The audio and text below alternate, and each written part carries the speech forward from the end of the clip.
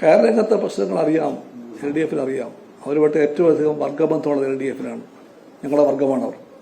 അങ്ങനെ കണ്ടുകൊണ്ട് തന്നെ അവർ ചേർത്ത് പിടിക്കാനും പരിഗണിക്കാനും വിഷയം തീർക്കാനും LDF തീർച്ചയായിട്ടും കഴിയും. അത് അവർക്കും അറിയാം. അവർക്കറിയാം. കയർ തൊഴിലാളിക്ക് അറിയാതൊക്കെ 75 സംഘങ്ങളില് ഏകദേശം 5 ലക്ഷം രൂപ മുതൽ 50 കോടി രൂപ വരെ കുടിശ്ശിക കൊടുക്കാൻ കിടക്കുക.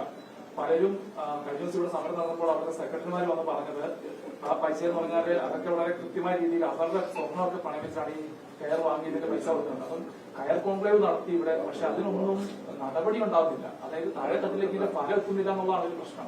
ബജറ്റിൽ നാമമാത്രമായ തുകയാണ് വകയിരുത്തിയിരിക്കുന്നത്. കയർ വ്യവസായത്തിന് LDF കൈവിടില്ല. അതൊരു ക്ലാസ് പൊസിഷനാണ്.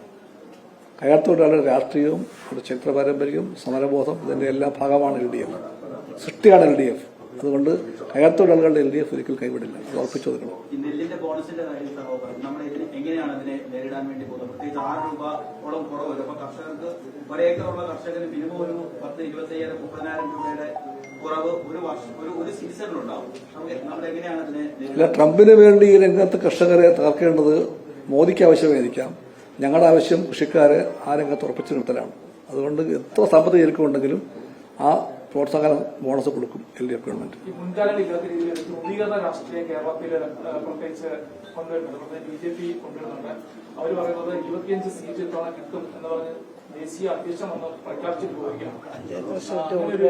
അതായത് അത് പറയുന്നത് LDF പരമ്പരാഗത വോട്ടുകളുടെ ചോർച്ചയുണ്ട്. ആ വോട്ടുകൾക്ക് നേടി വിജയിക്കണം, പിന്നെ ചില വിഭാഗങ്ങളുടെ വോട്ടുകൾ സ്വന്തമാക്കി ജയിക്കണം എന്നൊക്കെ നിർദ്ദേശങ്ങളാണ് ബൂത്ത് തലത്തിൽ പറഞ്ഞിട്ട് പോയിരിക്കുന്നത്. അവരത് പറയുന്തോറും അവരുടെ വോട്ട് കുറയുക.